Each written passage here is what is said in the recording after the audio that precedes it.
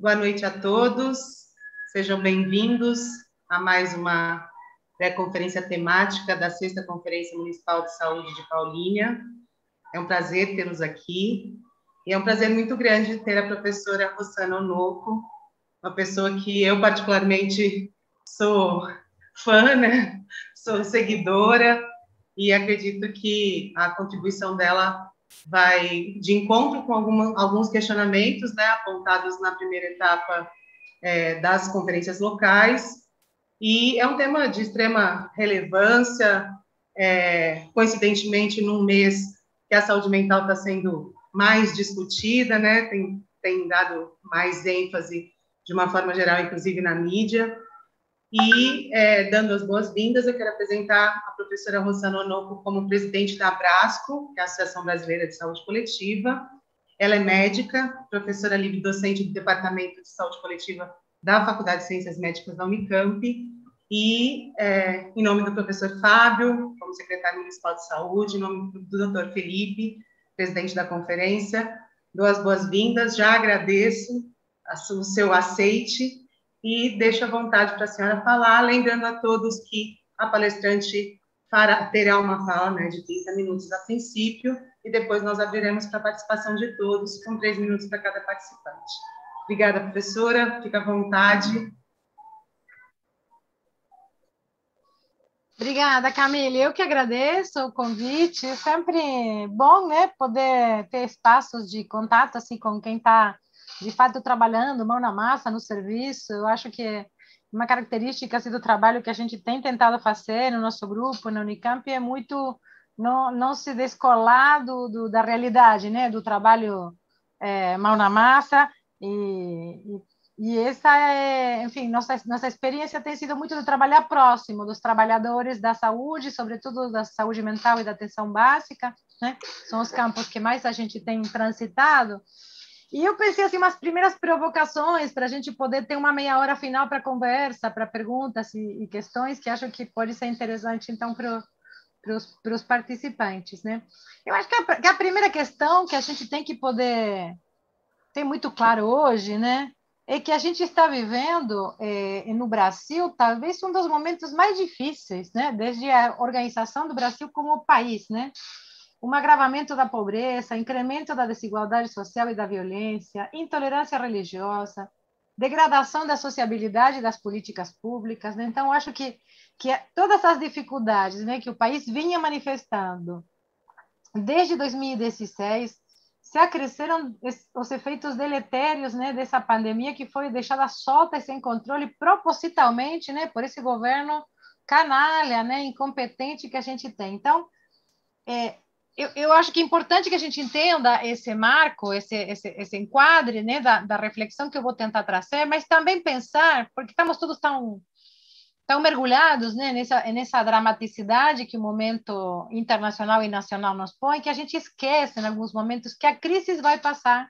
e que as políticas públicas precisarão ser reconstruídas. Então, o que eu pensei um pouco para trazer aqui é algumas ideias que eu acho que podem ajudar, né, e as gestões, pessoas que estão, enfim, interessadas de fato pela política pública, porque também não podemos esquecer, né, que ao mesmo tempo que no Brasil a gente vive toda essa calamidade, há inúmeras cidades, como o caso de vocês em Paulinha, com gestões que estão tentando fazer o melhor, que estão tentando melhorar a articulação do sistema e que estão tentando colocar a política pública a funcionar de fato, né, ao serviço da população. Então, eu queria só deixar isso como pano de fundo, e chamar a atenção também algumas outras características da sociedade brasileira que talvez nunca antes, na minha opinião, eu moro aqui desde 95, né? Então, meu período de estar dentro do Brasil é esse, é restrito, mas eu acho que talvez nunca antes no Brasil tenha havido tanta clareza, né?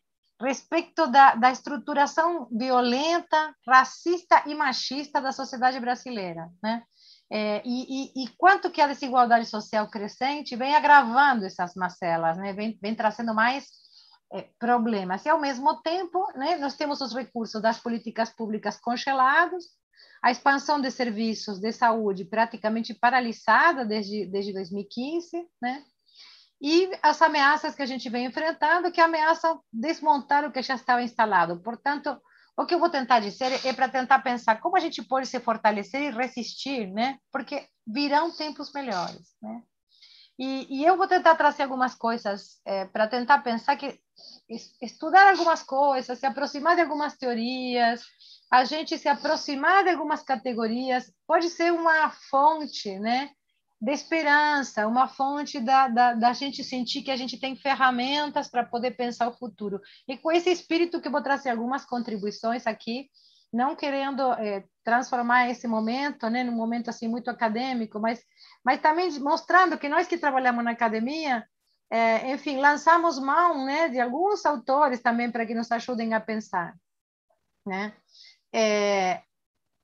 Então, eu tenho estudado um pouco algumas coisas da psicanálise winnicottiana e tentado vincular a psicanálise à política pública, que é algo que às vezes chama atenção e parece raro, né? Porque parece que são duas coisas muito separadas. Eu queria tentar pensar, então, assim, no que algumas coisas dessas que a gente estuda poderiam nos ajudar, né?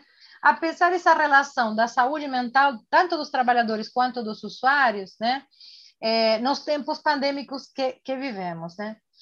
Uma das questões tem a ver com o que eu estava colocando no começo, né? A gente poder, como trabalhador da saúde, reconhecer e pensar sobre, né? Refletir sobre o caráter violento, racista e machista da sociedade brasileira, eu acho que é importante, não porque é uma declaração só de princípios, porque a gente é bonzinho. Eu acho que é importante para a gente poder pensar que nós temos que estar o tempo inteiro vigilantes, né?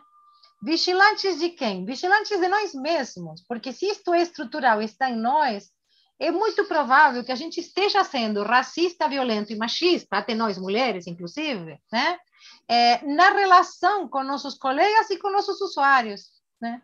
Então, eu acho que eu diria assim, é uma primeira característica que eu acho que a gente tem que manter muito, muito presente. Vou tentar dar alguns exemplos para que não fique uma coisa teórica demais. Mas, por exemplo, eu acompanho muito aluno no centro de saúde, estou falando de Campinas e não de Paulinha, mas, enfim, vejo muito, e também em serviços de saúde mental, muitas vezes se apresenta um caso assim, fulana de tal, 4 filhos de 4 pais diferentes. Vocês já não viram apresentar um caso assim? Alguma vez vocês ouviram apresentar um caso de um homem dizendo, perengano, tem 4 filhos com 4 mulheres diferentes e não passa alimentos para nenhum dos 4? Nunca, nunca, né? Então, assim, estou tentando chamar atenção a como se infiltra, né, no discurso, um discurso moralizante, né? Um discurso culpabilizante para as mulheres, né? E nas coisas mais corriqueiras de nosso trabalho na saúde, como pode ser a discussão de casos clínicos. Estou dando esses exemplos para nos provocar a pensar, né? Então, por exemplo, eu tenho dito, eu brinco já em alguns lugares, quando eu vou discutir caso, eu falo assim, eu não discuto o caso que começa assim, me nego a começar desse jeito a discussão, né? Ou outro dia que queria que a gente discutisse um caso com a versão da vida de uma mulher que tinha sido dada pela sogra. Eu falei, não, peguei minha bolsinha e fui embora. Eu falei, eu não vou discutir um caso desta mulher pela versão que a sogra deu. Gente, uma sogra, por mais mocinha que seja, sempre uma sogra, né? Não dá para a gente basear uma atitude da equipe de saúde a partir dessas versões enviesadas, né? Das famílias, estou brincando com o caso da sogra, mas podia ser da mãe, do pai, enfim, né? Os serviços de saúde têm uma particular dificuldade com as mulheres, né? Que é essa história de cobrar das mulheres, né? Que o tempo inteiro elas têm que cumprir coisas, né? Cumprir coisas que o serviço lhes pede. Então, venha a tal horário, cumpra tal horário, faça tal coisa. Essa ideia de que as mulheres que são mães, né? São somente mães, né? Então, ninguém pensa no horário do trabalho da mulher, se ela é base de família, se ela vai poder comparecer. E aí, quando ela não comparece, porque se ela comparecer e não ganha o dia no serviço, rapidamente o serviço taxa ela de uma mamãe, não é responsável, não participa do tratamento do filho, né? O mesmo acontece com a escola, o mesmo acontece com a assistência social, ou seja, nós políticas públicas que estamos ali, supostamente, né, pagas pelo Estado brasileiro para dar suporte, continência a essas mulheres, nós deveríamos ajudá-las, né, a cumprir a nobre função de ser mãe, mas o difícil que é ser mãe, né? Quando você, por exemplo, mais de 45% das famílias brasileiras são cuidadas por mães sozinhas, né? Tem como responsáveis de família as mulheres sozinhas. Então, com que direito a gente exige coisas? Por que a gente não adapta nosso horário, né? Por que a gente não é capaz de ter plasticidade nas nossas agendas? Por que a gente se autoriza a julgá-las moralmente se elas tiveram um filho com um, com o outro, se elas vieram no horário, se chegaram atrasadas ou se não conseguiram chegar, né? Então, acho que esse é um ponto importante para a gente pensar. A outra questão que é importante é a gente pensar que lugar a gente oferece aos nossos usuários. E quando eu digo lugar, não estou pensando só no prédio, né? Estou pensando numa coisa que a gente chama muito na saúde mental da ambiência, né? Que ambiente é esse? Onde eu, por exemplo, sou uma mãe assustada porque meu bebê está com febre. Eu chego e tenho o quê? Uma fila. Eu tenho um acolhimento onde ninguém olha na minha cara. Eu tenho um pronto-socorro que tem uma fila que não está organizada por urgência, né? Eu tenho um médico que nem olha na minha cara e já sai prescrevendo antitérmico. Enfim, estou brincando, mas querendo pensar assim que depende de nós, com que característica de acolhimento, né? Com que característica de receptividade, isso que eu estou chamando de ambiência, né? Com que empatia, né? A gente é capaz de receber esses usuários. E aí é um paradoxo, porque muitas vezes os trabalhadores da saúde dizem: ah, mas então todo para os usuários e para nós nada, né? Mas o paradoxo é que quando a gente cuida da ambiência do outro, sem perceber, a gente está cuidando da própria ambiência. Quando eu entro em contato com o meu lado mais humano e consigo ser empática, né? Empática vem de empatos, você está no mesmo patos que o outro. Então, se eu consigo me colocar no lugar dessa mãe e pensar, cara, ela está exagerando, porque, sei lá, está chorando, está gritando porque o bebê está com febre, mas eu tento entender que ela está totalmente preocupada e tomada por essa questão. Quando eu me coloco empático, eu estou em contato com mais profundo, vou chamar assim, com a minha própria humanidade, com a minha própria característica de humano, né? Humanos cuidando de humanos. E isto é fundamental, porque isto também torna mais acolhedor, torna mais fácil de habitar o espaço para nós, entre nós, trabalhadores da saúde.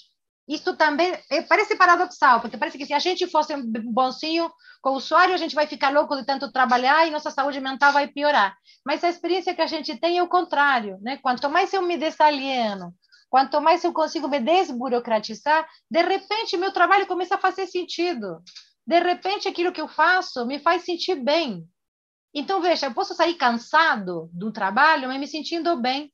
E, às vezes, quando eu estou trabalhando num serviço muito burocratizado, muito quadradinho, muito cheio de regra, muito cheio de barreira para o usuário ficar longe, e nesse lugar eu me canso menos, mas também não curto o meu trabalho e não reflito aquilo pelo qual eu escolhi ser um trabalhador da saúde. Então, eu acho que é um paradoxo, mas que a gente precisa pensar, né, essa questão, né, da presença ser confiável, da empatia, do contato pessoal. E às vezes, a gente não tem as condições, vou chamar assim, edilícias, o prédio, a salinha onde a gente atende, não é a melhor. Não é mais fresca, não é mais discreta, não é uma que possa ter algum toque aconchegante, né? E eu acho que ali cabe a nós pensar em nós, trabalhadores da saúde, que eu tenho chamado muito isso, pegando uma coisa que o Winnicott usa dos psicanalistas, e o Winnicott fala da presença implicada do analista, né?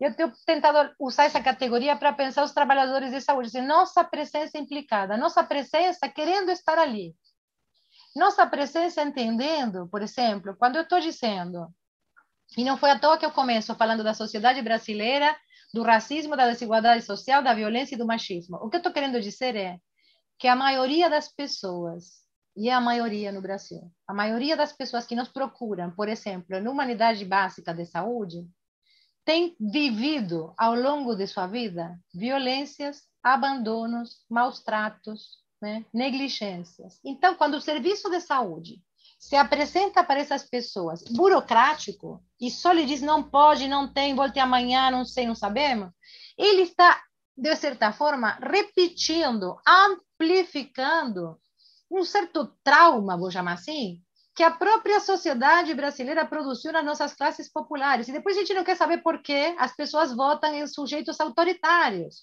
né? Porque o autoritarismo aparece como uma miragem, né? É autoritário, mas vai me proteger. Então, essa é a miragem. E nós que estamos na ponta da política pública, temos uma responsabilidade imensa em reverter isso. Demonstrar que nós podemos, sim, ser empáticos, implicados e receber. Receber quer dizer que a gente vai ser Deus e vai tirar da cartola o que não tem e vai conseguir resolver os problemas das pessoas? Não.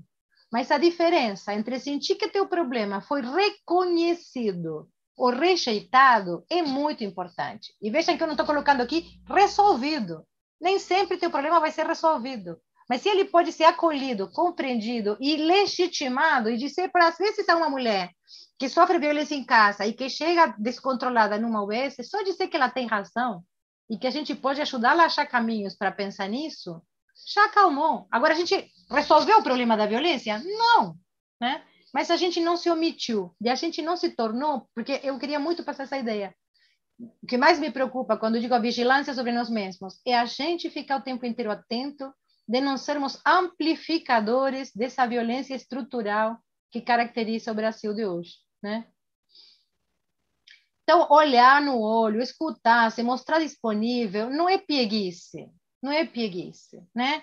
É que a gente rejeita de uma certa forma repetir essas agressões, né? O Winnicott fala num texto dele muito interessante, ele fala assim, que é necessário a gente pensar, às vezes, não em traumas, mas em aquelas situações em que nada acontece quando algo de bom poderia ter acontecido. E eu acho que esse é um bom exemplo para pensar nos encontros nos centros de saúde. Muitas vezes não é que a gente faz um mal, mas a gente amplifica um mal, é sentido como agressão, a indiferença é sentida como agressão, porque já há muitas camadas de agressão, né, nessas pessoas, na hora que elas conseguem chegar para nos procurar, né? E uma outra questão que eu acho que é importante pensar, e acho que eu vou usar os últimos minutos para pensar, para falar isso com vocês, é essa questão que eu estava falando da violência, né? A gente tem uma tendência a confundir agressividade com violência. Essas são duas categorias que a psicanálise também nos ajuda a distinguir, e vou ver se eu consigo traduzir de um jeito fácil de entender. Mas, por exemplo, agressividade é constitutiva do amadurecimento psíquico humano. Exemplo, eu vou dizer, um bebê para ir avançar sobre o bico da mãe para mamar é um gesto de uma certa agressividade primária, mas não é violento, né? Violento, né? É alguém que se propõe a fazer um mal, que usa a força para produzir esse dano. Então, eu tenho trabalhado muito isso no sentido de pensar assim, agressão, agressividade, usos da agressividade são categorias psi, vamos dizer assim. Violência é uma categoria sociológica, né? Agora, o que é muito importante a gente entender é que muitas vezes, exatamente por isso que eu estou dizendo, de pessoas que já vêm sofrendo, né, violências múltiplas, omissões, negligência, desigualdade, racismo, machismo, enfim, muitas vezes a demanda, o pedido de ajuda dessas pessoas chega a nós de uma forma agressiva. Não é necessariamente violenta. Chega agressiva porque a pessoa perdeu as estribeiras, porque a pessoa está descontrolada, né? Mas não porque ela vem com um propósito deliberado de nos fazer mal. Agora vocês vão dizer, mas quero ver você ficar na porta do centro de saúde, no acolhimento, na recepção, levando todo dia grito, berro, cara feia. Eu sei, que isto não é fácil, mas e não estou dizendo que isto não nos afete como os trabalhadores, mas estou tentando construir uma leitura que não seja chapada, que não seja do vapt-vupt, porque se eu leio agressividade como violência, minha tendência é responder violentamente. E ali eu contribuo a incrementar, é uma bola de neve da violência que não acaba nunca. Se eu tenho essa categoria, se algum pudesse lembrar, né, do que eu estou dizendo, e pensar, cara, está agressivo, mas não é comigo. Está agressivo porque tem que descarregar, porque a vida dele ou dela está muito ruim. Eu consigo ter uma comunicação não violenta. Não vai ser fácil para mim, vou sair mais cansada. Tenho que ter algum espaço depois, né, com meus colegas, com meus parceiros de trabalho, para poder processar isso, porque é muita intensidade de afeto, de emoção que a gente recebe. Eu não estou negando isso, né? E para concluir, então, a gente tem falado muito como espaço, né, onde eu estou dizendo isso, de poder trabalhar com isso, né, poder trabalhar com Antes de falar isso, eu acho que é importante dizer uma coisa, porque aceitar essa agressividade pressupõe também a gente rejeitar uma certa fantasia. Eu acho que é uma coisa bem idealizada, meio infantil, que a gente tem de que as pessoas têm que ser boazinhas, ou de que as pessoas têm que vir pedir coisa no serviço de uma forma obediente, né? Então, eu acho que é importante entender isso. As pessoas vêm como elas podem, elas vêm do jeito que elas conseguem. Cabe a nós traduzir isso e ter respostas, né? Para pensar como fazer, porque senão a gente acaba entrando. Na educação acontece muito isso, né? Não sei se vocês viram, mas assim, as crianças têm que ser santinhos, bem comportadinhas. Se não são, já toma Ritalina, né? Mas há um uso da agressividade na infância que é desejável para que esse sujeito se desenvolva como uma criança que vai crescer, né? Que depois vai ser um adulto. Cabe a nós, adultos, por exemplo, quando estamos falando das crianças, ajudá-los a manejar a agressão sem se machucar, né? Mas não negar que a agressividade existe e é constitutiva, né, do humano. E aí, então, o que eu queria chegar para ir me encaminhando para o final era um pouco assim, pensar nessa coisa dos trabalhadores, né? Quantos de nossos trabalhadores não têm a mesma história que os nossos usuários? Eles próprios não sofreram já racismo, violência, machismo. Então, não somos duas espécies diferentes, trabalhadores e usuários, né? Salvando as distâncias, salvando, enfim, algumas diferenças que a gente tem muitas coisas comuns, né? E a gente tem pensado muito, então, nessa coisa de ter como um espaço de cuidado, uma coisa que eu também roubei do Winnicott, que eu chamo de ter um lugar e um tempo, né? Eu escrevi uma vez que a gestão precisa um lugar e um tempo. Mas a gestão não é a gestão da secretaria, né? Não é a gestão do Fábio, de cima para baixo, dizendo como tem que ser as coisas. Isso também precisa de um lugar e um tempo. Mas a gestão que eu quero chamar a atenção hoje, como produtora de promoção de saúde mental nos trabalhadores, né? É a gestão do cotidiano, é a gestão desse dia a dia, é a gestão da ambiência. Então, por exemplo, entre um centro de saúde que tem uma reunião totalmente burocratizada, onde só o coordenador fala e dá informe durante 45 minutos e nos últimos 15 delibera alguma coisa, ou uma equipe onde as pessoas estão mais horizontalizadas, conversam melhor, se param para pensar juntos como podem resolver ou melhorar algum problema que foi identificado, é muito provável que essa equipe, onde a circulação, né, de conversa e de afeto está mais horizontalizada, menos marcada pelas hierarquias institucionais, é muito provável que o clima e a saúde mental desses trabalhadores seja melhor. E tem estudos que mostram isso, enfim, a gente tem feito trabalhos mostrando isso. Então, não está separado. A promoção da saúde do usuário e a promoção da saúde do trabalhador tem alguns pontos em comum.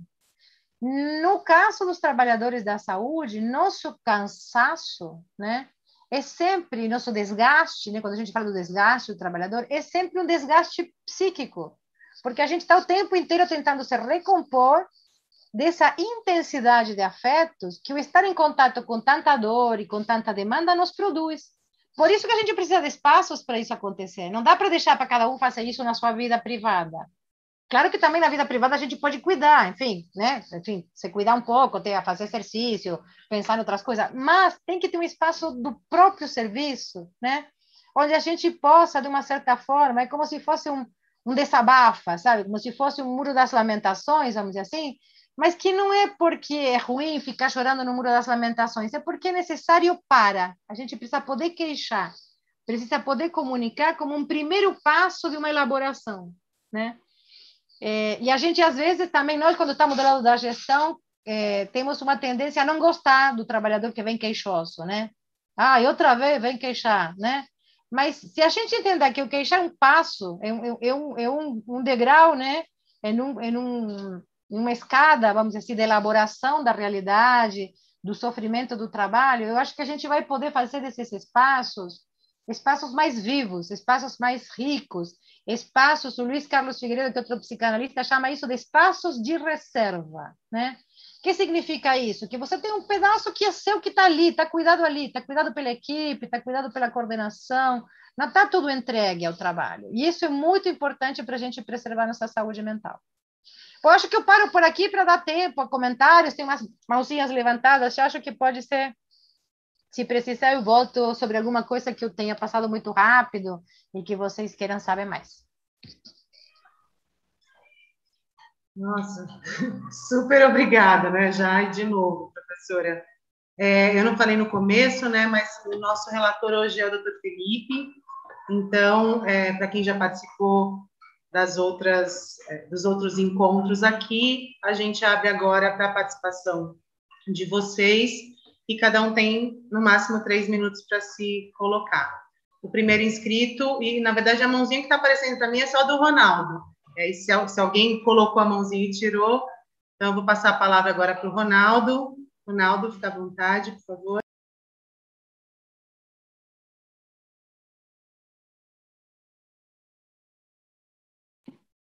Seu microfone está desligado, Ronaldo.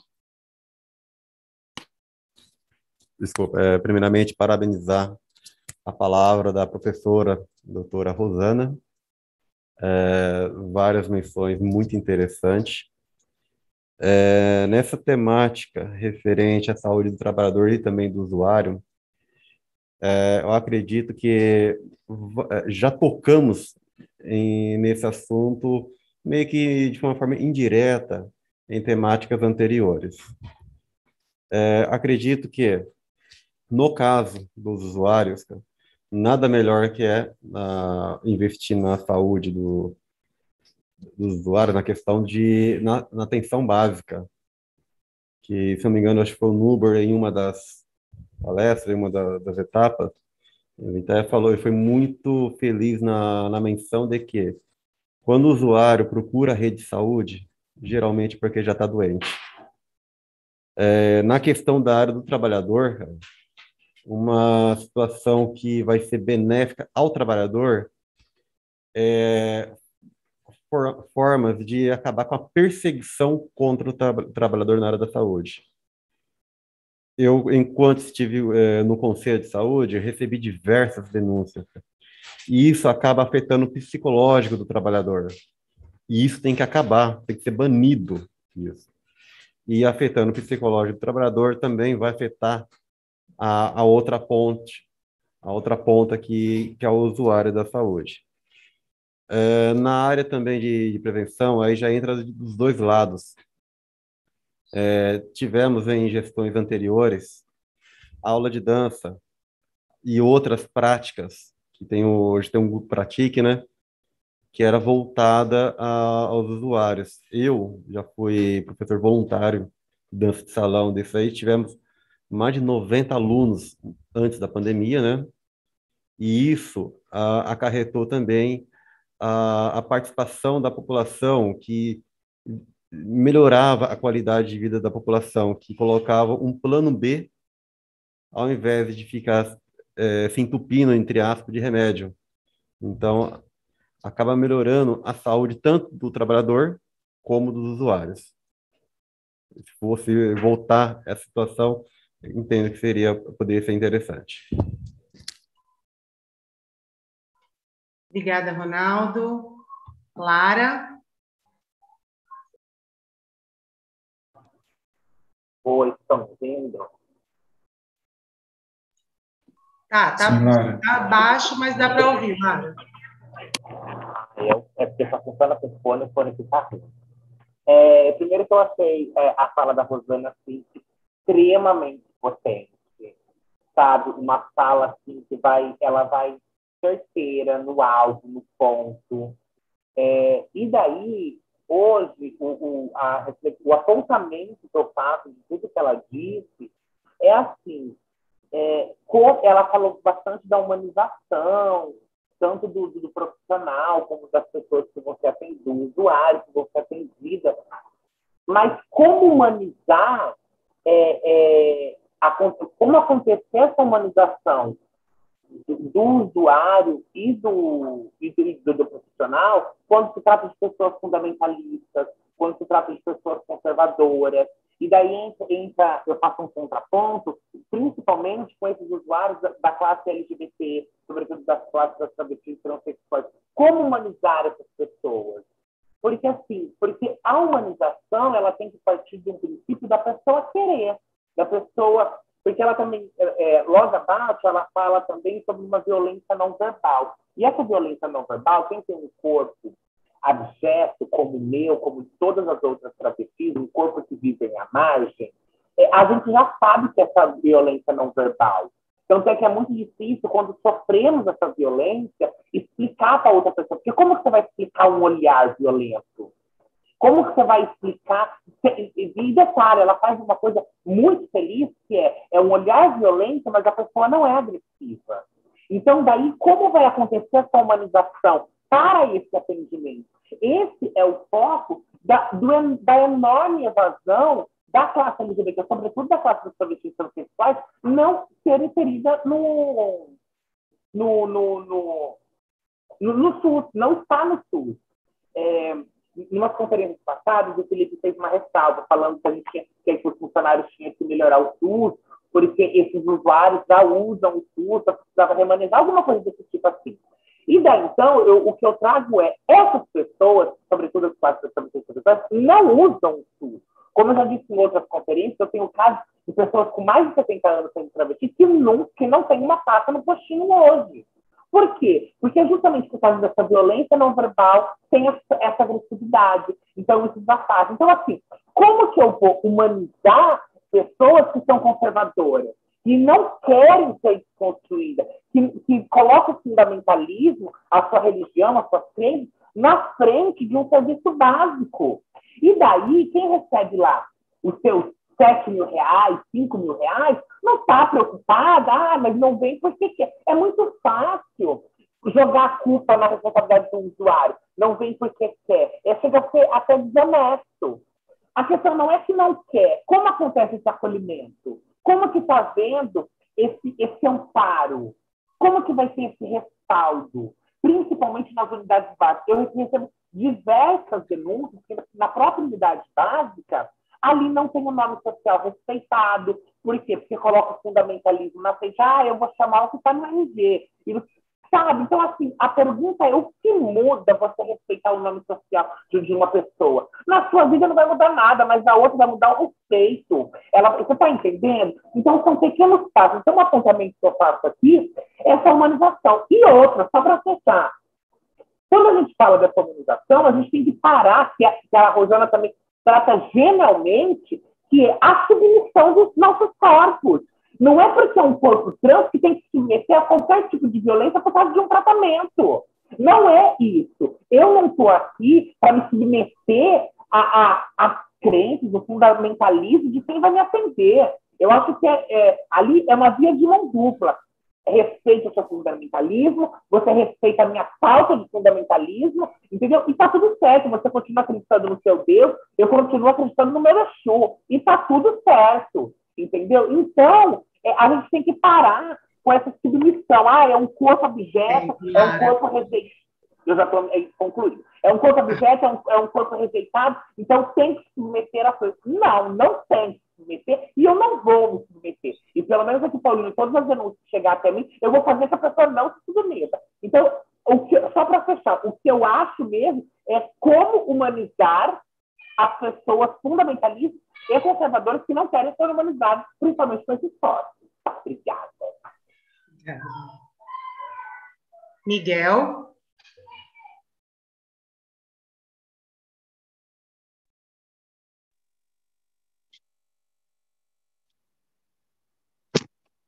Boa noite. Estou sendo ouvido?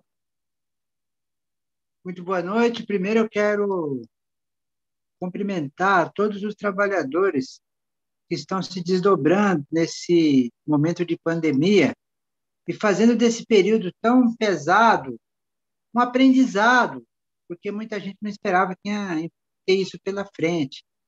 Fazendo aí o atendimento aos internados, às pessoas acometidas, e também aos seus familiares e amigos. Quem tem algum amigo ou conhecido que é trabalhador da saúde e conversa, sabe o que estão passando. Eu acredito que esse período vai servir como muita reflexão. Quero destacar aí a presença, a boa exposição da convidada, e destacar assim, essa preocupação que eu tenho nessa relação usuário, essa relação servidor e pessoas do governo. Na administração, a gente sabe que a gestão tem dois grupos, né? Um grupo dos trabalhadores efetivos e dos comissionados, né? Os comissionados são os que decidem, os que mandam, os que pilotam as coisas. E parece que mesmo aqueles que são do quadro, quando passa para o campo dos comissionados, a relação fica um pouco tensa, esse conflito.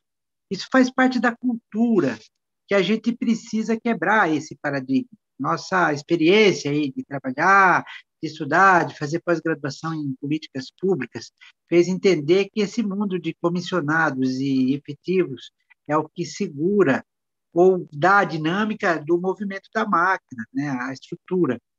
E para atender pessoas, pessoas. As pessoas, quando vão no lugar, na unidade básica, no pronto atendimento, na especialidade, na oncologia, na urologia, onde quer que seja, ela não quer discutir quem é o servidor, se ele é comissionado, se ele é político, se ele é efetivo. Ele precisa ser atendido. Eu penso que a gente precisa desenvolver um modelo de relação nesse novo momento que nós estamos vivendo, que apareceu uma figura nova, que é os terceirizados. Antigamente a gente quase não via terceirizado. Eu vivo em Paulínia desde 93 e eu via todo o pessoal do funcionário, né? A lavanderia era funcionário, cozinha era funcionário, restaurante e tal, controle de acesso. Hoje é o pessoal de uma empresa, de uma OS, coisa e tal.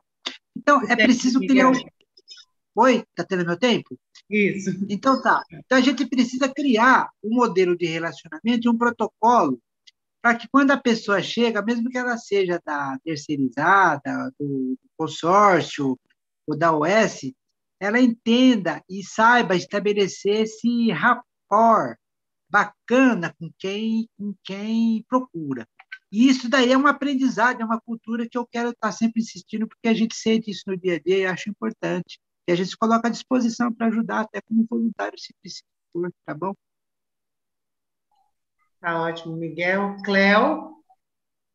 Gente, eu vou sugerir só, porque a professora disse que tinha um tempo para ficar aqui até às 19 conosco, eu vou sugerir que a Cléo e a Citi, que estão inscritas, se coloquem, e depois a gente volte para a professora só para ela dar uma fechada, tudo bem?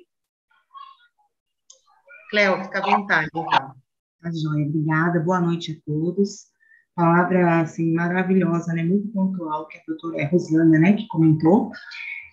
Só gostaria de estar frisando, né, também sobre a humanização.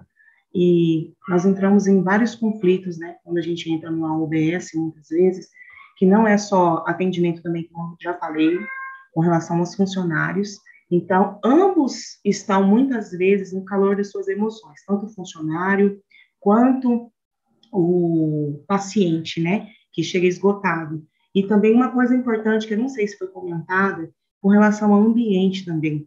Muitas vezes você chega naquele lugar onde nós estamos vivendo um calor insuportável, né, não tem um ambiente agradável, e junta tudo, né, junta as emoções que as pessoas já estão vivendo, e mais um ambiente que muitas vezes não é propício. Aí, o que acontece? Se você tem um ambiente onde traz aquela paz, aquela climatização também, às vezes a pessoa fala, nossa, a menina está viajando, né? Está falando um monte de... Mas observe o ambiente, muitas vezes não tem uma água, você tem que pedir, o funcionário, além de fazer todos os atendimentos, ele tem que arrumar um copo para você tomar água, aí você vai pedir o copo, a pessoa já está por aqui de atendimento para fazer acúmulos de funções, né?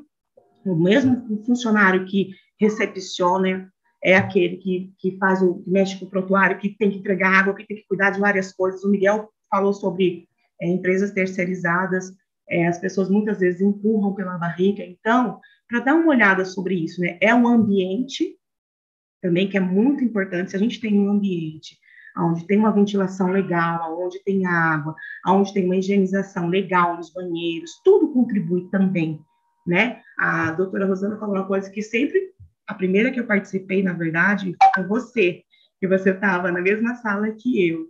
Aí eu esqueci o seu nome, Lenice? Errado. Quem é de moderadora, meu Deus. E eu falei muito sobre empatia, né? Eu sou a pessoa que bate na empatia.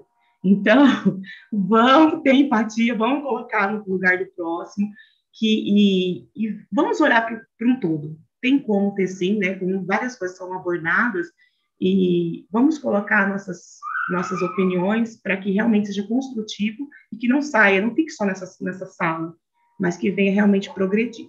Eu agradeço a todos, boa noite. Obrigada, Cléo. Cite. Oi, boa noite a todos. Meu nome é Citiane, eu sou funcionária aqui do hospital. É um prazer imenso poder estar presente hoje nesse tema, né, da conferência, da pré-conferência. E eu queria que a nossa convidada, a professora Rosana, se ela pudesse ajudar um pouquinho com comentários sobre... Ela falou bastante da questão, né, do profissional também ter passado pelas mesmas situações que o paciente, que o cidadão, né? Mas, às vezes, o ser humano, enquanto eu sou profissional, eu tenho um tipo de comportamento e a hora que eu sou paciente, eu tenho outro tipo de comportamento. Mas isso faz parte do ser humano, né? Depende da necessidade que eu tenho naquele momento. Pelo menos é isso que eu entendo. Não sei se eu estou entendendo certo, né? Mas a minha fala também vai um pouco nessa linha da Cleo, né? Como é que eu desperto a empatia nas pessoas nesse momento do acolhimento do cidadão, né? Mesmo eu sendo um ser humano, eu estando assim sobrecarregado, às vezes com acúmulo de função, mas quando é que eu paro e dou um respiro, né? E acolho bem aquela pessoa que está chegando com a necessidade dela para mim? E outra coisa que eu queria perguntar também, como é que a professora vê essa questão das mídias, né? Nessa relação de paciente e trabalhador, né? Cada vez mais a gente também sofre um pouquinho com essa questão do envolvimento da mídia, e isso às vezes não chega a ser muito saudável nessa relação, né? Porque ainda tem um terceiro olhar sobre um fato ou um acontecimento, né? A interpretação daquele acontecimento perpassa sobre um outro olhar e é divulgado de outra forma. Então, eu gostaria de ouvir um pouquinho sobre isso, se for possível. Fique à vontade, professora, por favor. Vou tentar ir por partes, mas são muitas coisas e muito legais essas questões, né? Mas, enfim, não sei se eu consigo exaurir todas. Mas eu queria começar por, assim, pensando nessa questão que a Lara coloca, né? Eu acho que tem um momento, Lara, assim, que a gente tem que ir para a lei, né? Em relação a essas coisas, tem a ver com algumas outras falas também. Essas coisas moralistas, autoritárias, que algumas vezes a gente percebe, né, e acontecem com alguns trabalhadores sobre os usuários. Isto extrapola o que eu estou falando. Isto é contra a lei. E aí, contra essas pessoas, a gente tem que usar a lei. Eu vou dar um exemplo assim claríssimo. Nós tivemos uns anos, acho que uns 2 anos atrás, um caso de uma menina, uma jovem moça trans que teve desrespeitado seu nome social em uma UBS, e que isso foi percebido, por exemplo, por um residente nosso, né? E esse residente nosso foi falar com a trabalhadora que tinha feito isso, e ela disse que tinha feito isso porque ela era evangélica e não concordava, né? E a gente teve que fazer toda uma oficina lá para explicar, enfim, que não se trata de concordar, né? Quando você é trabalhador da saúde, você não tem que concordar com a vida dos outros, você tem que respeitar, e que tinha lei, que amparava, enfim.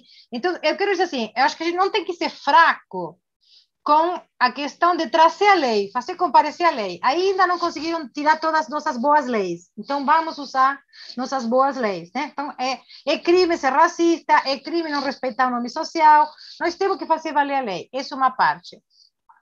Há um componente que o Miguel trouxe, que é o da terceirização, que eu quero dizer agora como professora assim, de saúde, né, coletiva.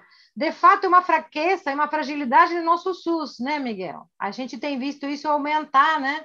Nas últimas décadas, e eu hoje digo com tranquilidade que uma mazela do SUS, isso, porque esse termo de terceirização faz que haja uma troca muito frequente, muito rápida dos trabalhadores. E não só falando das áreas meio, mas também tem havido lugares onde se terceiriza a ponta, né? Onde médicos, enfermeiros, agentes comunitários são terceirizados. E aí é um descalabro, né? Porque o tempo inteiro se perde vínculo com a comunidade, porque o tempo inteiro, né, se estraga essa capacidade, né, da gente conhecer o território, se importar com as pessoas, enfim. A última questão, eu acho que assim, colocar um pouco do que eu acho, como que a gente faz quando a gente percebe que algum colega está adoecido, por exemplo, ou que ele não está aguentando. Acho que a gente tem que ter esses espaços que eu chamo de um lugar e um tempo, né, para a gestão do cotidiano, da ambiência, enfim, mas algumas pessoas vão precisar de tratamento, não são todos, né? A gente não tem que tratar 100% dos trabalhadores da saúde, mas se alguns trabalhadores estão muito adoecidos, eles precisarão, enfim, terem um encaminhamento, serem tratados em algum lugar. A questão autoritária, quando eu digo que o Brasil é um país violento, eu estou querendo dizer que o autoritarismo está em nós. Então, vou concluir pelo mesmo ponto que eu tinha colocado no começo da minha fala, que é assim, se a gente rejeitar o autoritarismo em mim, né? Porque, veja, eu não vou ser autoritária com o meu chefe, mas provavelmente eu vou ser autoritária com o meu paciente, né? Ou com alguém, sei lá, que esteja na escala assim, administrativa embaixo de mim. Se eu policiar meu autoritarismo, eu vou me sentir autorizada a questionar depois os outros autoritarismos que vêm para cima de mim. E essa é uma tarefa hoje revolucionária no Brasil. Nós temos que fazer isso, né? Nós temos que fazer isso para garantir que a nossa sociedade volte a ser uma sociedade digna de ser habitada. Então, é um tema da gestão clássico, né, Felipe, que a gente estuda na gestão vertical, gestão horizontal, tal. Mas hoje isso se tornou a gestão da vida, a gestão do cotidiano, a gestão do dia a dia, a reprodução de um certo valor cultural, né? Então, ou a gente contesta esse verticalismo, esse autoritarismo, ou o Brasil vai sucumbir de novo nas garras dos autoritários da próxima eleição. Então, nós temos uma tarefa, né? Essa tarefa, eu acho que é uma tarefa muito digna e muito bonita, porque, por um lado, ela tem a ver com aquilo que nos fez, a cada um de nós, trabalhadores da saúde, escolher estar na saúde, né? Todo mundo chegou na saúde porque tinha algum sonho, alguma ilusão de ajudar, de ser empático, de ser não sei o quê, mas, ao mesmo tempo, é uma tarefa social, é uma forma de luta cultural, né? A gente não está separado, né? E eu acho que nós temos, como trabalhadores do SUS, uma responsabilidade imensa nesse sentido, porque não sei se a gente tem clareza sempre de que, para muitas pessoas, nós somos a cara do Estado brasileiro. Então, eu acho que nós temos que dar a nossa cara, quando dá a cara para atender alguém, quando estamos no encontro, primeiro assim, momento de contato, né, usuário-trabalhador no serviço, a cara que a gente gostaria que tivesse o Estado brasileiro, né? E não aquela que a gente às vezes reclama, que a gente mesmo não gosta, né? Quando vai em alguns lugares do Estado e recebe um tratamento frio, burocrático, autoritário, pouco caloroso, pouco acolhedor, né? E insisto, não estou falando, não queria que essa minha fala final fosse tomada como uma coisa piegas. E agora temos que ser todos bonzinhos. Não estou falando disso. Estou falando de que a gente tem uma responsabilidade em construir uma sociedade melhor, uma sociabilidade menos violenta, uma sociabilidade brasileira que pegue as melhores coisas do Brasil, né? E que recrie, né, o lado bonito, o lado solar, vou chamar assim, do Brasil, e que possa, de alguma forma, mudar, transformar, né, essa herança de tanta violência, né, repito, de violência, de desigualdade, de machismo e de racismo que nos atravessa até hoje. Espero que tenha ajudado. Desejo que a conferência ajude para vocês começarem a pensar isso nos serviços. E torço muito para que o SUS Paulinha seja cada dia melhor. Tenho certeza que vocês estão tentando. Muito obrigada, professora. Tenho certeza que, se todos pudessem, a primeira palavra seria obrigado, porque foi maravilhoso ouvi-la. Agradecemos mesmo de coração. Foi uma contribuição que a gente, não que a gente não imaginasse, quem já a conhece, né, mas foi inestimável e, com certeza, vai só enriquecer essa nossa vida aqui em Paulínia. Obrigada mesmo, professora.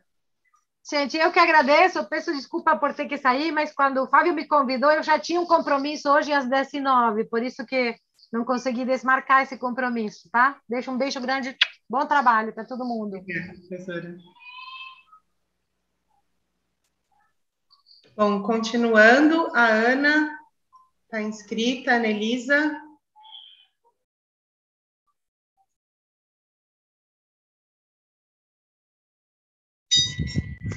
Desculpa, minha tecnologia hoje aqui está adaptada.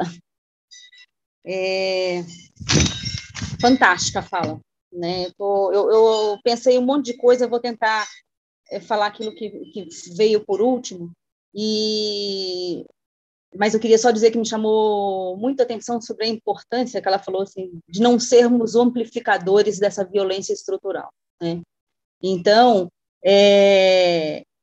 esse olhar, esse cuidado, essa vigilância sobre nós mesmos, ela é extremamente importante, porque a gente, mesmo quando busca, pensa, reflete, tenta acertar, muitas vezes a gente, no automático, a gente pode, né, tá reproduzindo isso.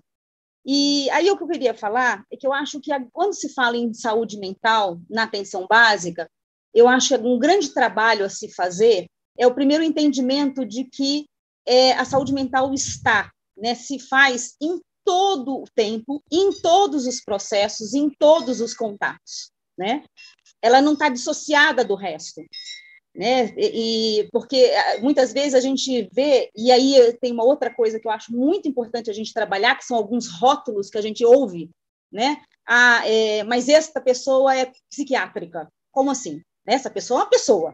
Essa pessoa é uma pessoa com uma história, com um processo saúde e doença, né? Ela não é uma pessoa psiquiátrica.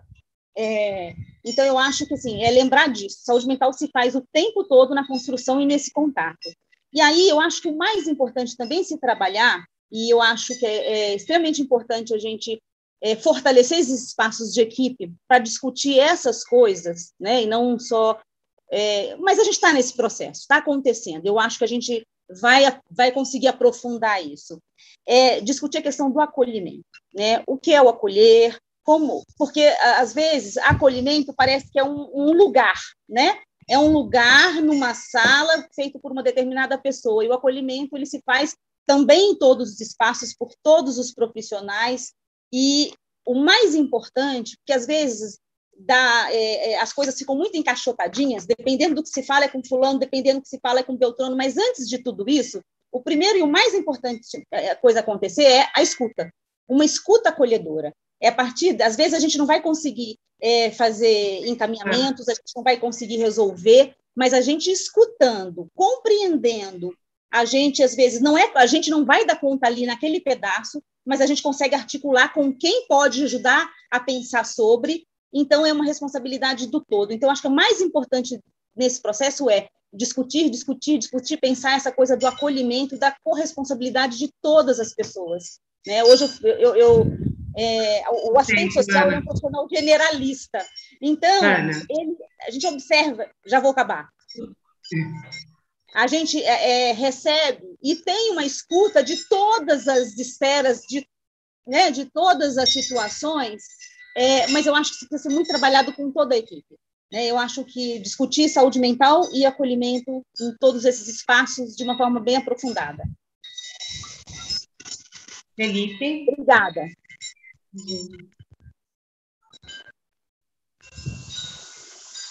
Só terminar o registro da Ana aqui.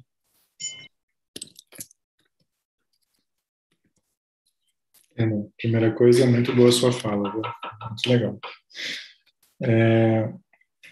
Eu queria destacar alguns pontos da fala da professora Rosana, onde, se a gente entender que a gente vive numa sociedade individualista, né, e competitiva, eu preciso competir com o outro e não ser solidário com o outro, tudo que o SUS propõe, ele é muito contra-hegemônico, né? Se eu quero a humanização, o acolhimento, a equidade, então já é um desafio em si você conseguir produzir isso, e aí ela faz uma fala no final.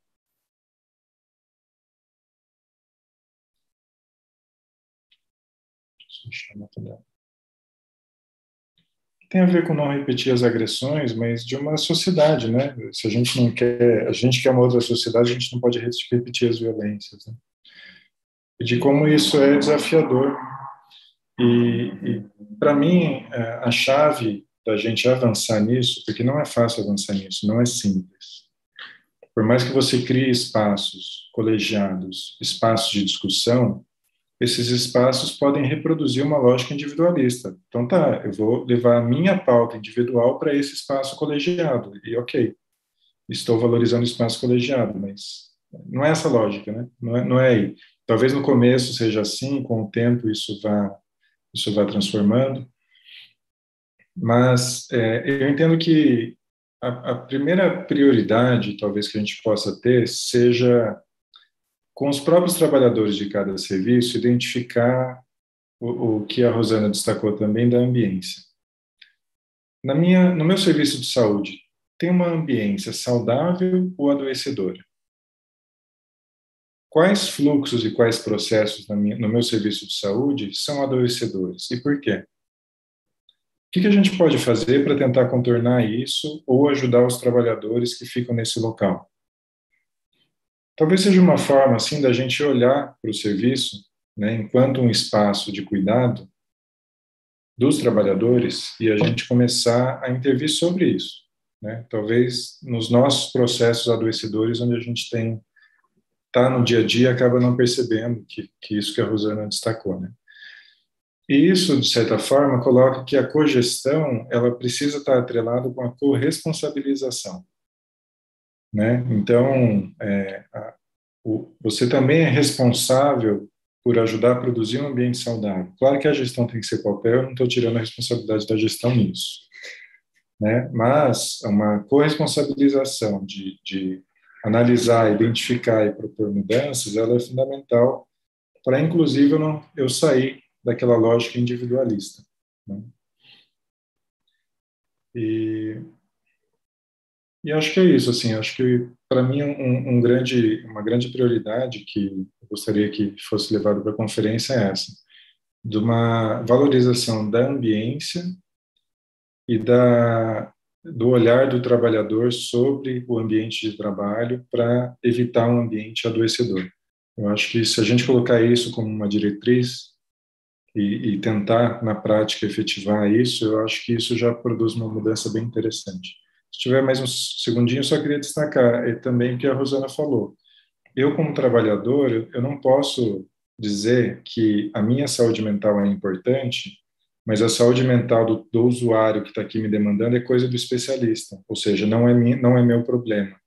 Isso, para mim, é muito contraditório, né? E a sua saúde mental do trabalhador, sim, sua saúde mental é importante, mas a do usuário também é,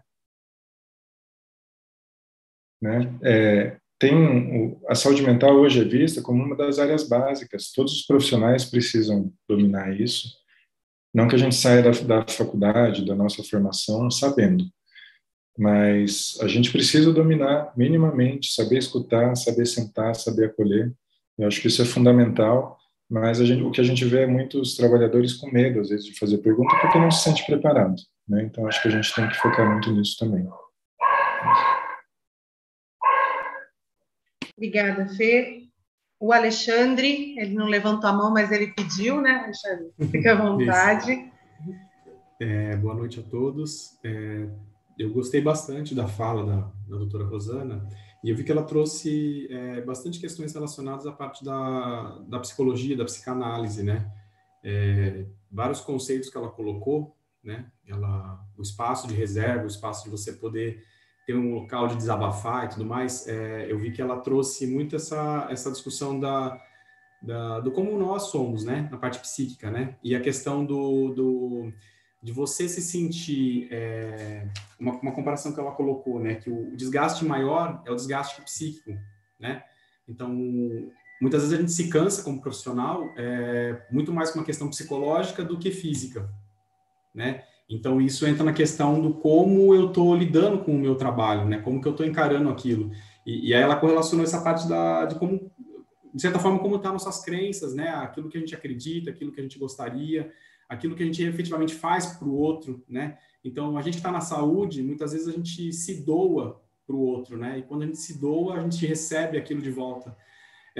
Seria mais ou menos como se fosse o seguinte: eu gostaria de receber um obrigado no final de uma conversa.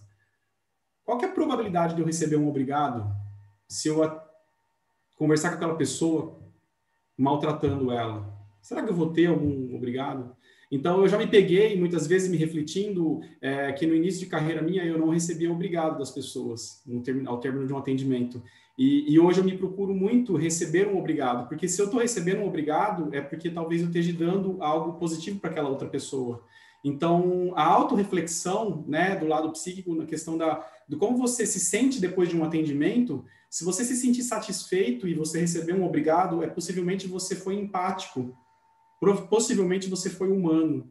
Então, a autorreflexão, eu me fiz por muito tempo, né? Eu estou há 20 anos aí no serviço público, então, por muitas vezes eu me fazia essa pergunta, né? Puxa vida, eu só estou recebendo reclamação, no sentido assim, eu não recebo obrigado, né? E hoje eu me sinto mais satisfeito de estar recebendo mais obrigados do que de reclamações, né? Então, o que eu quero trazer com isso? Que quando a gente puxa para o nosso lado, né? O saber ouvir, o saber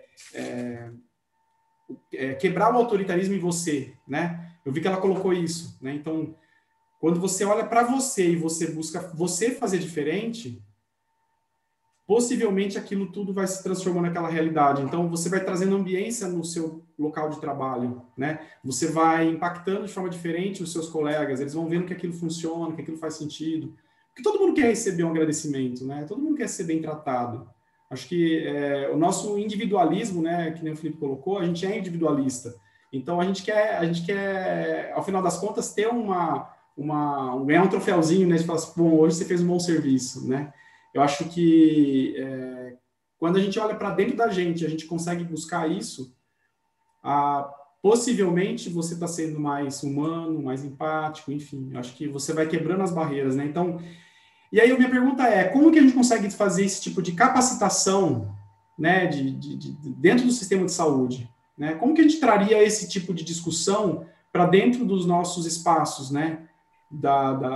Nos espaços de reserva, nos espaços de reuniões de equipe, qual seria a forma de trazer essa discussão, de trazer esse entendimento, de trazer essa capacitação, né? Que eu entendo que a parte da psicologia ela pode ajudar demais esse trabalho, né, da saúde mental, tanto do trabalhador quanto do usuário e tudo mais, tudo junto.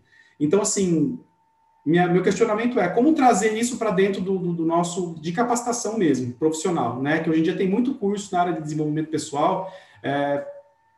Como que a gente pode trazer isso para dentro do Paulínia? Obrigado. Obrigada, Grando. Anelisa.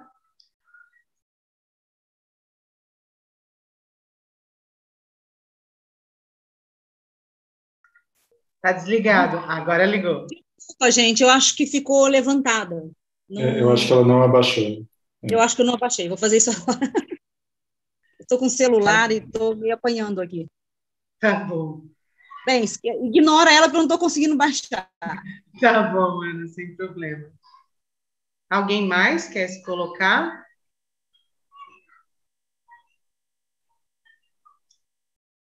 Fê, acho que então a gente pode ir para a relatoria.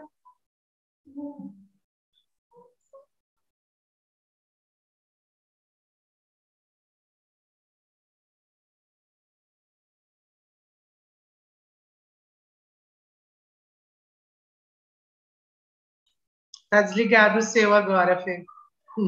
Obrigado. Eu anotei vários pontos da fala da Rossana, mas eu vou pular para a gente poder focar nas falas aqui, mas acho que seria legal a gente colocar a fala dela, que foi muito rica, né? O relatório dessa mesa com as mensagens dela, acho que vai ser bem rico para o dia da conferência. A gente começa com a fala do Ronaldo, onde ele destaca as formas de acabar com a perseguição do trabalhador, porque isso afeta o psicológico do trabalhador. Então, na prevenção entra dos dois lados.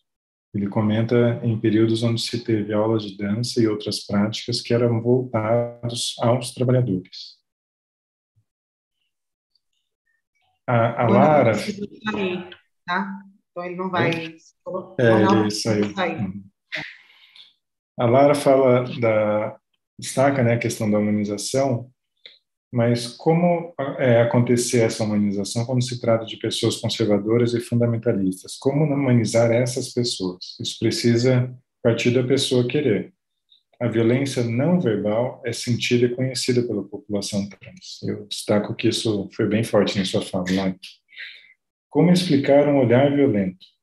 Mas a pessoa não é agressiva. Como fazer essa humanização? Pessoas trans não têm... Aí ela trouxe também, né, pessoas trans que não têm passe no SUS, porque também tem medo dessa violência não verbal que ela destacou. Ela também destaca que é muito fácil jogar nas costas dos usuários. Como vai ser esse respaldo para o usuário que sofre violência? Eu achei essa parte bem interessante, inclusive. Destaca sobre a questão da submissão dos nossos corpos, não podemos nos submeter a qualquer tratamento. Não estamos aqui para submeter nosso corpo ao fundamentalismo. Temos que parar com a submissão, não temos que nos submeter. Então, ela deixa a pergunta ao final, como humanizar os fundamentalistas? O Miguel, ele destaca que a gestão tem dois grupos, os comissionados e dos trabalhadores, onde os comissionados comandam as coisas, mas precisa quebrar esse paradigma, e ele traz para atender as pessoas, quando vai a algum lugar de atendimento, a pessoa que vai procurar atendimento não está preocupada, essa pessoa que está ali, como que ela é contratada, né? Mas ele acha que a gente precisa criar um modelo de atendimento, independente da forma de vínculo da pessoa, que essa pessoa atenda de uma forma humanizada. A Cleo, sobre a humanização, encontramos vários conflitos quando entramos na UBS, muitas pessoas estão no calor das emoções, né, tanto os usuários quanto os trabalhadores, e não temos um ambiente agradável. E ela destaca também funcionário com acúmulos de funções. Precisamos ter empatia e não colocar no lugar do próximo. Isso. A Citiane ajudar um comentário sobre o profissional ter passado pela mesma situação que o seu paciente. Eu, como profissional, tenho um comportamento, mas como usuário tenho outro comportamento. Como despertar a empatia nas pessoas no momento do acolhimento do cidadão? Como parar, dar um respiro, acolher a pessoa com a necessidade que ela traz? E questiona a pessoa a professora com relação às mídias, né? A Rosana responde. Anelisa, quando se fala de saúde mental na atenção básica, saúde mental se faz o tempo todo, em todos os processos, em todos os contatos. Ela traz também do estigma, né? Essa pessoa é psiquiátrica. Ela destaca o fortalecimento dos espaços da equipe, discutir o acolhimento e o que é acolher, escutando e acolhendo conseguimos articular cuidado. É uma responsabilidade de todos, uma corresponsabilidade de todas as pessoas. Discutir saúde mental e acolhimento em todos os espaços. E o Alexandre destaca o espaço de reserva e o espaço para poder desabafar. O desgaste maior é o desgaste psíquico, como a Rosana colocou. Questiona, né, como que eu estou lidando com o meu trabalho, uma autoavaliação. Como estão nossas crenças, o que gostaríamos, o que efetivamente fazemos. Hoje eu procuro muito receber um obrigado, isso quer dizer que estou dando algo positivo para aquela pessoa. Quando puxamos para o nosso lado, de quebrar o autoritarismo em você impacta nos seus colegas no ambiente de trabalho. E deixa a questão como fazer esse tipo de capacitação dentro do serviço de saúde, como levar a discussão para a reunião de equipe, para os espaços de reserva. É isso. Alguém tem algum destaque?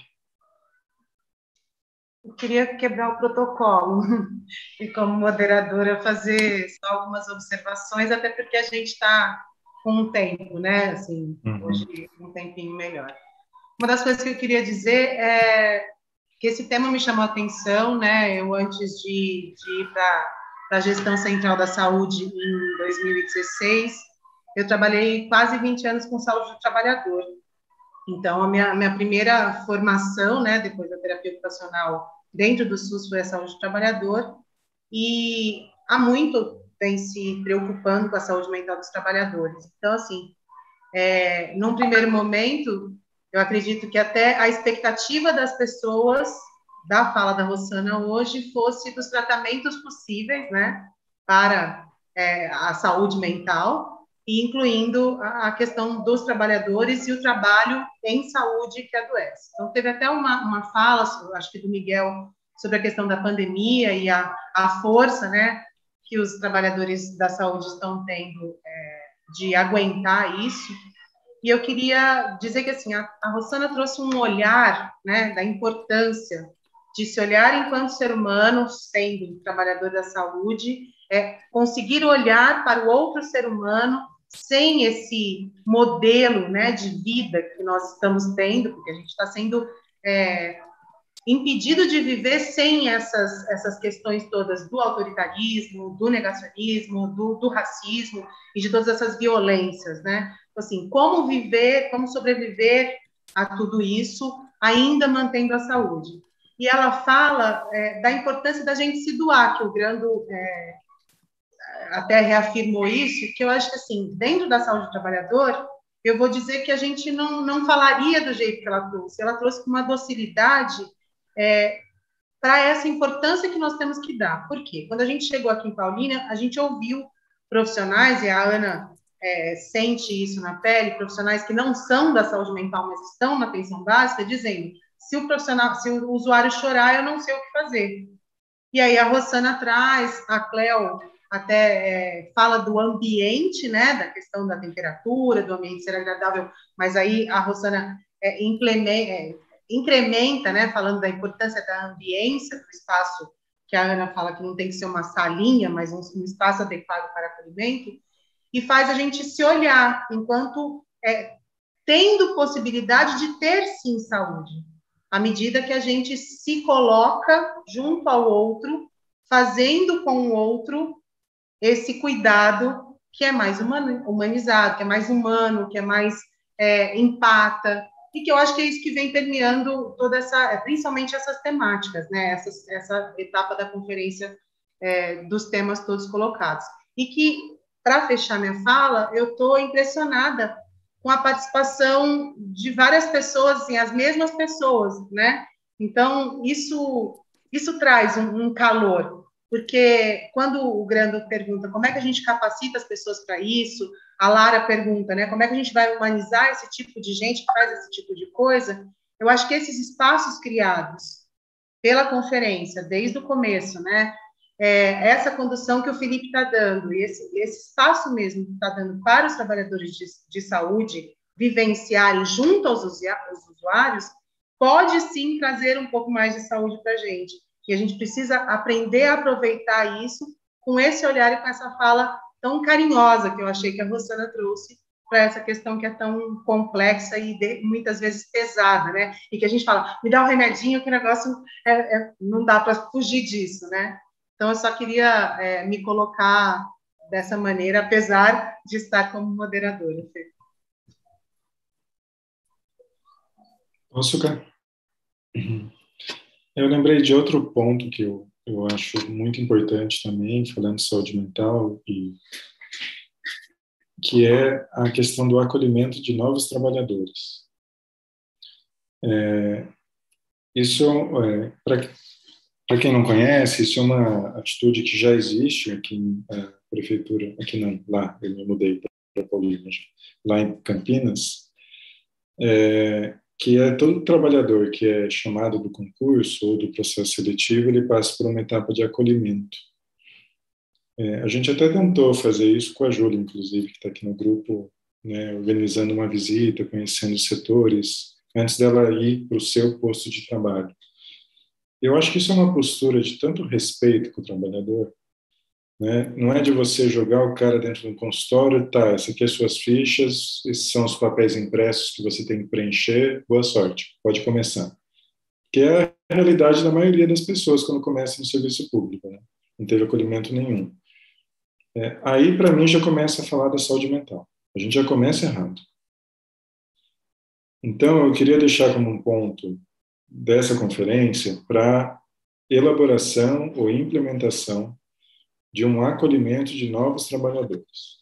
Eu sei que os antigos talvez não tenham, podemos pensar em alguma coisa para quem já está, mas vamos começar diferente para os novos, né? Se tudo correr bem, vai ter concurso em breve em Campinas, em Paulínia. Vamos já elaborar uma proposta de acolhimento desses novos trabalhadores, vamos mostrar o SUS para eles, vamos mostrar as equipes, os serviços do SUS Paulínia para eles, explicar a história do SUS Paulínia para eles, para daí ele começar no seu ambiente de trabalho. Eu tenho certeza que vai ser outro trabalhador. Então, acho que se a gente está falando aqui de saúde mental, vamos começar diferente, já com quem vai chegar, né? Então, fica de proposta aí essa construção desse programa, não sei como chamar, de novos trabalhadores, do relatório da conferência.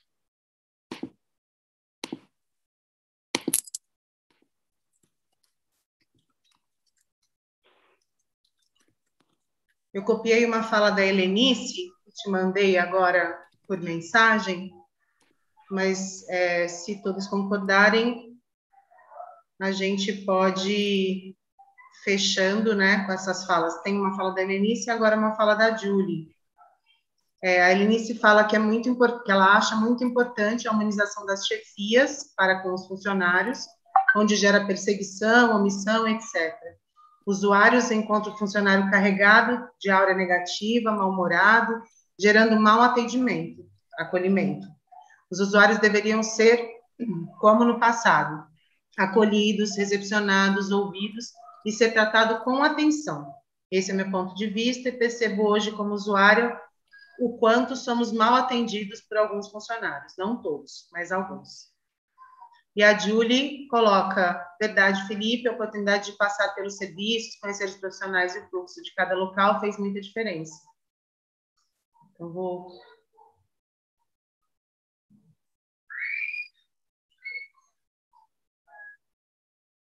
Então, se todos concordarem, a gente pode dar por encerrada essa noite. A Julie colocou que ela trabalhou em outros lugares, que havia, além das supervisões de casos, supervisões institucionais e, para além, avaliações da equipe. Cada profissional poderia se avaliar e avaliar os demais. Obrigada. Vou mandar para o Felipe, tá, Julie? Eu já tá no chat coletivo, tranquilo. Então tá.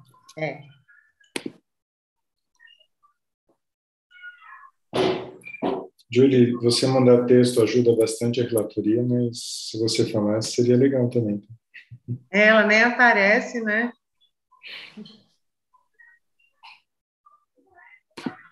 Já coloquei na ata aqui.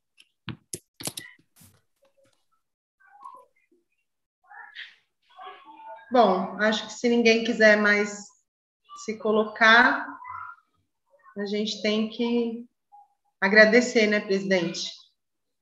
Dizer que as coisas estão andando bonitas, eu estou muito feliz. Queria agradecer aqui ao Felipe, na frente de todo mundo, por me convidar a participar disso, e parabenizar todos vocês que estão participando, porque eu acho isso de extrema importância e vai fazer uma diferença bem grande nas nossas práticas. Obrigada a todos, uma boa noite, até qualquer hora que eu apareço aí de novo. Um beijo, obrigada. Boa noite, gente. Até mais. Boa semana. Boa noite.